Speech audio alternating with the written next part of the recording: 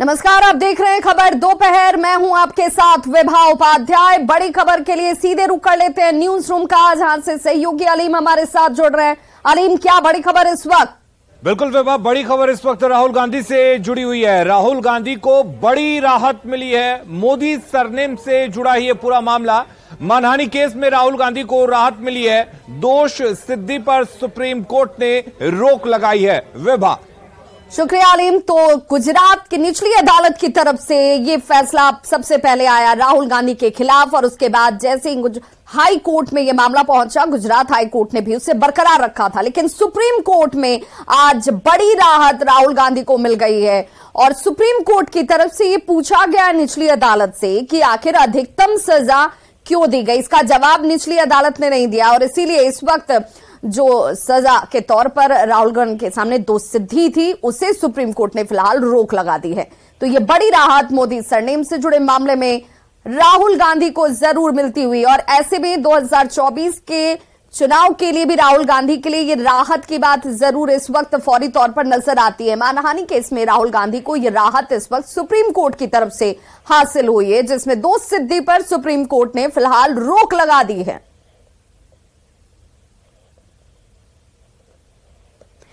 अब इस खबर के मायने को समझिए कि ये राहुल गांधी के लिए बड़ी राहत की बात कैसे है। तो ये राहुल गांधी के लिए बहुत बड़ी राहत है। अब राहुल 2024 का लोकसभा चुनाव लड़ पाएंगे। इस खबर से कांग्रेस में खुशी की लहर दौड़ पड़ी है। खबर के बाद कांग्रेस कार्यकर्ता जश्न मना रहे हैं। राहुल ने सुप्रीम कोर्ट में 2 अगस्त को जवाब दाखिल किया था। सुप्रीम कोर्ट से दोष सिद्धि पर रोक लगाने की मांग की गई थी। 31 जुलाई को सुप्रीम कोर्ट ने पूर्णेश मोदी ने जवाब दाखिल किया। सुप्रीम कोर्ट में पूर्णेश मोदी की तरफ से अपना जवाब दाखिल किया जाता है, और उन्होंने राहुल की याचिका खारिज करने की मांग की थी। लेकिन अब बड़ी राहत जो है वो राहुल गांधी को इस मामले में मिल चुकी है, जिसमें सुप्रीम कोर्ट ने दोष सिद्धि पर फिलहाल फौरी तौर पर रोक लगा दी है। और इसीलिए अब इसे लेकर कार्यकर्ता जो हैं वो जश्न मना रहे हैं, खुशी जाहिर कर रहे हैं। और ये राहत बहुत बड़ी 2024 के चुनाव के मद्देनजर भी देखा जाए तो राहुल गांधी के लिए इस वक्त नजर आती है। और यही वजह है कि राहुल गांधी से जुड़े हुए जितने भी लोग हैं, या उनके जो कार्यकर्ता हों या पार्टी से जुड़े हुए लोग हों, सभी लोगों के बीच इस खबर के सामने आने के बाद से जश्न का माहौल देखने को मिल रहा है। तो राहुल गांधी को ये बड़ी राहत इस वक्त सुप्रीम कोर्ट की तरफ से मिलती हुई, मानहानि केस में राहुल गांधी को राहत मिल गई है।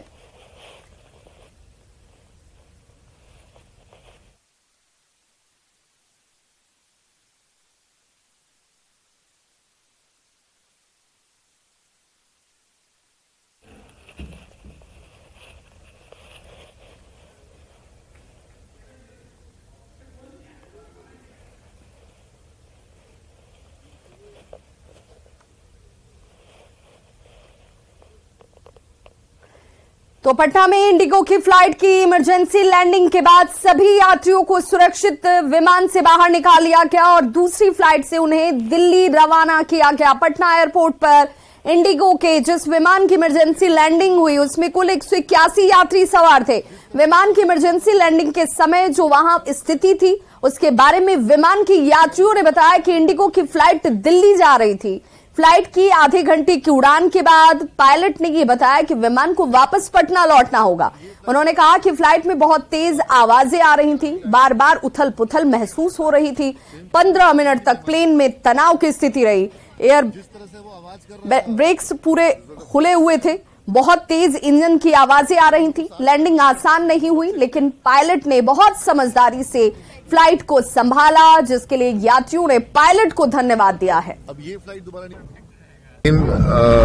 पायलट अनाउंसमेंट किया सबसे पहले कि हम लोग वापस पटना लैंड करेंगे, और ट्रबुलेंस महसूस हुई। और ट्रबुलेंस महसूस होने के बाद प्लेन में काफी आवाजें आ रही थी, डरावनी आवाजें आ रही थी। और एयर होस्टेस ने आके कहा कि आप लोग सब आगे की सीट्स को पकड़ करके अपना सर जो है वो आगे की सीट में हाथों से सटा करके पकड़ लीजिएगा, जैसे ही आपको कहा जाएगा तब। और उसके बाद लोगों में थोड़ा डर व्याप्त हो गया, लोग डरने लगे, और प्लेन में जो है एक तनाव का वातावरण बना। और जिस प्रकार प्लेन से आवाजें आ रही थी, सभी लोग थोड़े भयभीत थे, लेकिन सबको था कि कुछ भी बुरा नहीं होगा। और अपनी अपनी तरह से लोग भगवान को अरदास कर रहे थे। और जब इमरजेंसी लैंडिंग का जब समय आया, जब प्लेन पटना एयरपोर्ट के नजदीक पहुंचा वापस लैंड करने के लिए, तो उस समय एयर होस्टेस ने कमांड दिया कि सब लोग आगे झुक जाएं और अपना सर जो है आगे वाली सीट पे सटा लें हाथों से पकड़ के। और बड़ा ही खुशी का वातावरण हुआ जब प्लेन में ये महसूस हुआ कि लैंडिंग, इमरजेंसी लैंडिंग हुई, ट्रबलेंस के साथ हुई, झटके के साथ हुई, लेकिन सभी लोग सुरक्षित पटना। कुछ नहीं, it was experience of a kind.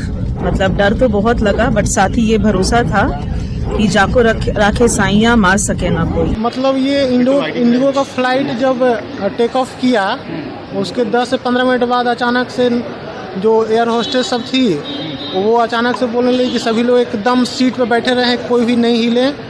और जैसे ही हम अभी बोले वैसे ही आगे वाला सीट पकड़ के एकदम झुक जाए, माथा टिका के उस पर। तो हम लोगों को समझ में नहीं आया कि क्या हुआ, लेकिन मतलब बाहर से लग रहा था कि इंजन में आवाज़ कुछ ज़्यादा कर रहा है, लेकिन एक्चुअल कंडीशन, एक्चुअल प्रॉब्लम क्या हुआ वो तो। फ्लाइट उड़ान भी भरी थी, फ्लाइट तो टेक ऑफ कर चुकी थी ना, अप्रोक्स 10 से 15 मिनट बाद। पीएफआई के फुलवारी शरीफ मॉड्यूल मामले में जांच एजेंसी एनआईए ने 4 के खिलाफ पूरक आरोप पत्र दाखिल किया है। सप्लीमेंट्री चार्जशीट में मोहम्मद तनवीर, मोहम्मद आबिद, मोहम्मद बिलाल और मोहम्मद इरशाद का नाम शामिल किया गया। ये चारों पश्चिम चंपारण के रहने वाले बताए जा रहे हैं। इस मामले में अब तक 15 लोगों की गिरफ्तारी हो चुकी है। जिन 4 लोगों के खिलाफ सप्लीमेंट्री चार्जशीट दाखिल की गई, उन पर पीएफआई कैडर और दूसरे आरोपियों के साथ मिलकर हथियार और गोला बारूद की व्यवस्था करने और हिंसा फैलाने की योजना बनाने का आरोप है। पूरी खबर के बारे में पटना एनआईए कोर्ट के पास से जानकारी दे रहे हैं संवाददाता अमित कुमार। पीएफआई मामले में एनआईए ने सप्लीमेंट्री चार्जशीट दायर कर दी है और ये सप्लीमेंट्री चार्जशीट में 4 आरोपियों के खिलाफ जो मामला है वो दर्शाया गया है, बताया गया है। बताते चले कि ये पटना का जिला व्यवहार न्यायालय है और इसी में एनआईए की विशेष अदालत है, जिसमें एनआईए की तरफ से जो आरोप पत्र दाखिल किया गया है उसमें पूर्वी चंपारण के मोहम्मद तनवीर, मोहम्मद आबिद, मोहम्मद बिलाल और मोहम्मद इरशाद के खिलाफ जो है एनआईए की विशेष अदालत में ये चार्जशीट दायर की गई है। चारों आरोपी पीएफआई कैडर हैं और अन्य आरोपियों के साथ मिलकर के हथियारों और गोला बारूद की व्यवस्था कर रहे थे, हिंसक आपराधिक घटना की योजना बना रहे थे। पीएफआई की विचारधारा और हिंसक उग्रवाद के एजेंडे को प्रचार जो है वो लगातार इन लोगों के द्वारा किया जा रहा था। और बताते चले कि इन चारों पर आईपीसी की विभिन्न धाराओं के साथ साथ गैर कानूनी गतिविधि के रोकथाम अधिनियम 1967 और शस्त्र अधिनियम 1959 के विभिन्न धाराओं के तहत जो है आरोप पत्र दायर किया गया है। बताते चले कि पीएफआई गैर कानूनी गतिविधियों को बढ़ावा देने के मामले में लगातार काम कर रहा था और इसी मामले का खुलासा जो है बिहार पुलिस के द्वारा किया गया था, फुलवारी पुलिस के द्वारा किया गया था और उसके बाद से ये मामला जो है वो अनुसंधान में था और इसी क्रम में लगभग 26 व्यक्तियों के खिलाफ जो है फुलवारी शरीफ थाने में एफआईआर दर्ज किया गया था और उसके बाद इस मामले को 22 जुलाई 2022 को एनआईए ने हैंडओवर लिया और उसके बाद से एनआईए अनुसंधान कर रही है और अब तक इस मामले में 15 आरोपी जो हैं वो गिरफ्तार किए जा चुके हैं। अन्य आरोपियों की गिरफ्तारी के लिए लगातार बिहार की जो एटीएस है वो भी काम कर रही है, एनआईए भी काम कर रही है और इस मामले में पहली जो सप्लीमेंट्री चार्जशीट है वो दायर कर दी गई है 4 आरोपियों के खिलाफ और आगे जो है इस मामले में ट्रायल शुरू होगी अन्य आरोपियों के खिलाफ भी जल्द।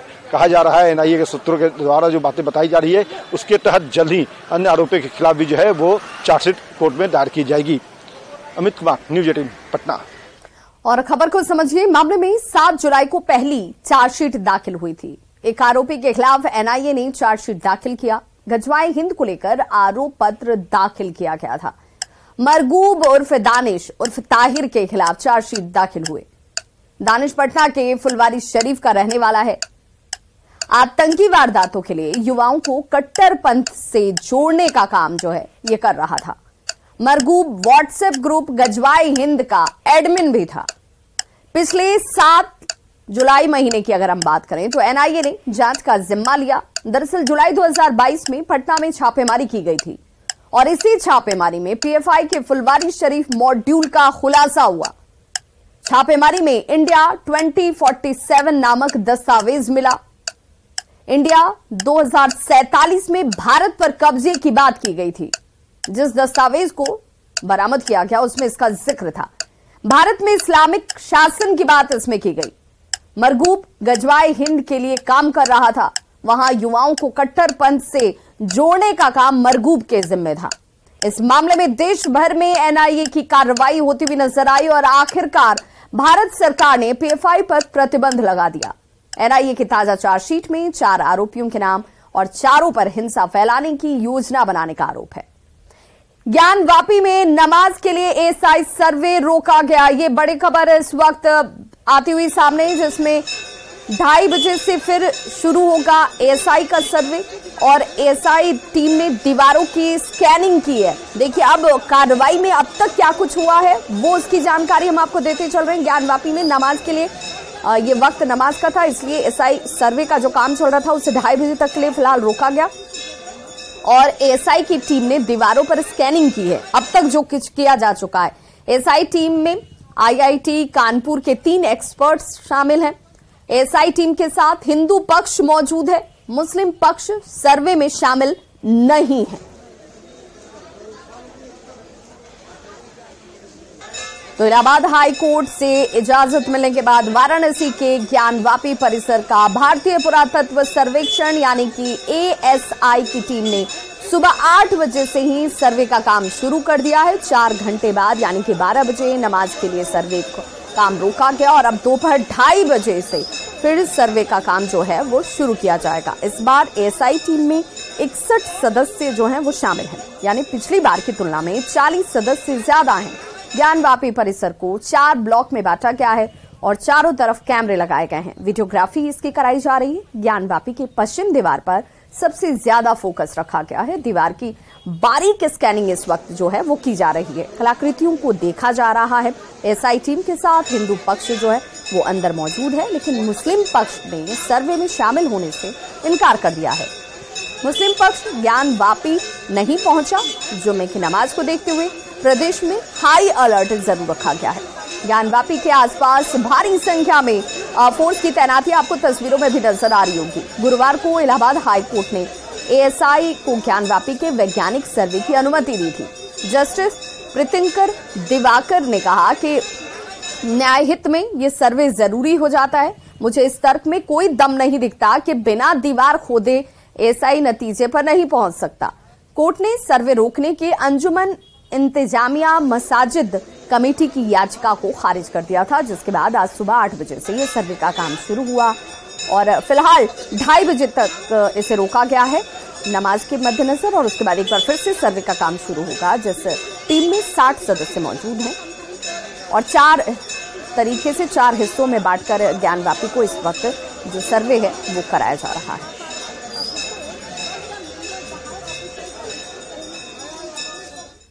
सीतामढ़ी में थाने में शराब पीकर हंगामा कर रहे एक दारोगा को पुलिस ने गिरफ्तार कर लिया। गिरफ्तार दारोगा बबलू कुमार मालखाना प्रभारी था, जिसे सीतामढ़ी के नगर थाना पुलिस ने पकड़ा है। दारोगा बबलू कुमार पर शराबबंदी कानून के तहत मामला दर्ज किया गया है।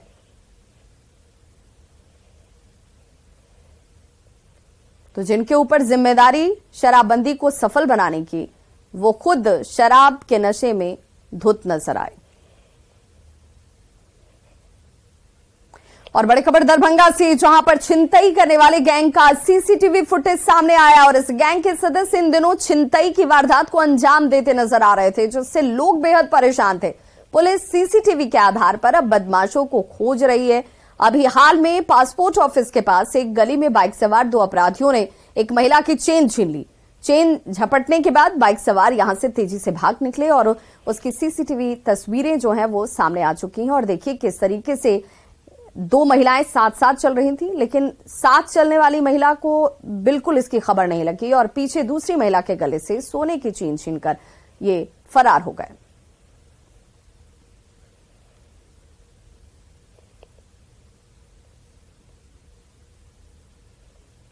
अभी एक जानकारी प्राप्त हुई है कि चेन छिनतई का प्रयास किया गया है, जो सीसीटीवी में कैप्चर्ड है।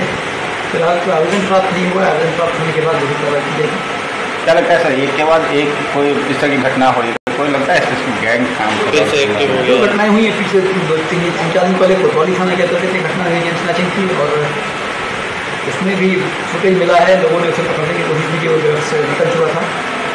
उसके पहले भी एक घटना हुई है। दोनों के जो मॉडस ऑपरेंडी है और जो जो अभियुक्त है उसकी जो चाल है, उसकी जो बॉडी का स्ट्रक्चर है एक ही लग रहा है। बाढ़ थाना के ढिलवा गोसाई में डॉक्टर शोभा सिंह के निजी नर्सिंग होम में प्रसव कराने के लिए आई महिला की मौत के बाद परिजनों ने जमकर तोड़फोड़ की है। मृतका के पति ने बताया कि नालंदा से 1 अगस्त को डिलीवरी के लिए वो यहां पर पहुंची हुई थी। डिलीवरी के बाद अचानक महिला की तबीयत खराब हो गई। डॉक्टर ने कहा कि कहीं और लेकर जाइए, जिसके बाद उसकी मौत हो जाती है। मौत के बाद गुस्साई भीड़ ने जमकर तोड़फोड़ किया। ज्यादा जानकारी दे रहे हैं संवाददाता अनिरुद्ध। बाढ़ के ढिलवा गोसाई में जहां आप मेरे पीछे देख सकते हैं कि काफी भीड़ लगी हुई है। एक नालंदा से परिवार आता है बच्चे की डिलीवरी के लिए और डॉक्टर शोभा सिंह बताई जा रही है, जो जिनका संबंध जदयू से भी है। ये जदयू की किसी महिला प्रकोष्ठ की जिला अध्यक्ष बताई जाती हैं। नालंदा से परिवार पहुंचता है बच्चा की डिलीवरी के लिए। 1 तारीख को परिवार बताया कि 1 तारीख को हम यहाँ पहुंचते हैं इलाज करवाने, और आज 4 तारीख है और महिला की तबीयत अचानक बिगड़ती है और रेफर किया जाता है। इस दौरान महिला की मौत हो जाती है। बच्ची सही सलामत है, लेकिन महिला की मौत हो जाती है और लोग आक्रोशित होकर पूरा नर्सिंग होम में पूरे घर में जम के तोड़ के बवाल करते हुए मौका पुलिस पहुंची है और छानबीन में जुटी हुई है। अनिरुद्ध, न्यूज़ 18 बाढ़। खबर मुजफ्फरपुर से, जहां पर पुलिस ने फल्लू के ओपी क्षेत्र से शराब की बड़ी खेप को जब्त किया है। शराब ट्रक पर मूढ़ी के बीच छिपाकर रखी गई थी। शक होने पर पुलिस ट्रक को रोकती नजर आई और जब रोकने का प्रयास किया गया तो ड्राइवर रुकने के बदले यहां से भागने लगा। पुलिस ने ट्रक का पीछा किया और ड्राइवर और खलासी को पकड़ लिया गया है। जांच करने के बाद ये पता चला कि ट्रक पर शराब लदी हुई है। ट्रक पर लगी शराब की कीमत 50 लाख रुपए बताई जा रही है। ट्रक पटना से बेलचर की ओर जा रही थी। मुजफ्फरपुर में 1 सप्ताह में करोड़ों की शराब बरामद की गई।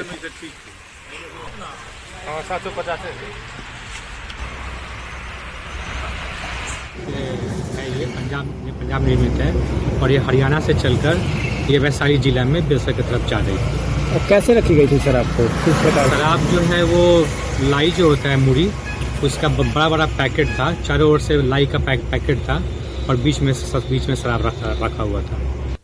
खबर गढ़वा से, जहां पर पति से झगड़ा कर पत्नी विशाल बरगद के पेड़ पर चढ़ गई और बाद में काफी मशक्कत के बाद पुलिस ने ग्रामीणों की मदद से महिला को पेड़ से नीचे उतारा और फिर कागजी प्रक्रिया पूरी कर परिवार को सौंपा गया। भवनाथपुर थाना क्षेत्र के मकरी पंचायत के गडेरिया डीह टोला की यह घटना है, जिसकी तस्वीर आप देख रहे हैं। तो विशाल बरगद के पेड़ पर यह महिला पति से झगड़े के बाद चढ़ जाती है। सिंधी धाती के परमेश्वर भुइया और उनकी पत्नी शवंती देवी के बीच किसी बात को लेकर झगड़ा हुआ था, जिससे नाराज होकर शवंती देवी घर से 1 किलोमीटर दूर रजदहवा नदी के पास में विशालकाय बरगद के पेड़ पर चढ़ गई। लोगों के लाख प्रयास के बाद भी महिला पेड़ से उतरने को तैयार नहीं थी। बाद में समझाने के बाद बांस के जुगाड़ से महिला को पेड़ से नीचे उतारा गया और फिर परिवार के सदस्यों को सौंपा गया।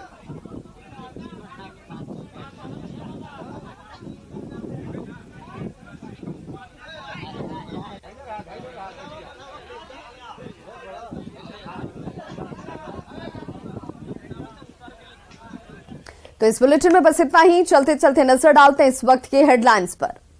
Headlines presented by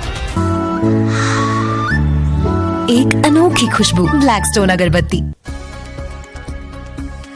Modi surname case में राहुल गांधी को सुप्रीम कोर्ट से बड़ी राहत। राहुल गांधी की सजा पर सुप्रीम कोर्ट ने लगाई रोक।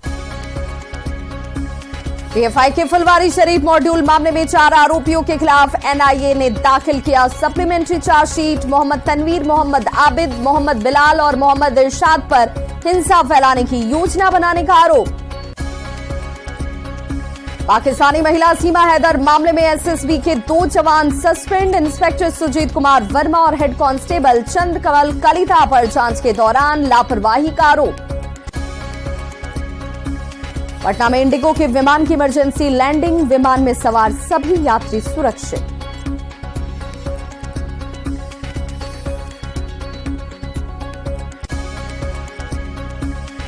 जम्मू में 3 डिब्बों को छोड़कर आगे बढ़ गई मालगाड़ी। 3 दिन के भीतर 2 घटनाओं से रेलवे की सुरक्षा पर उठे सवाल।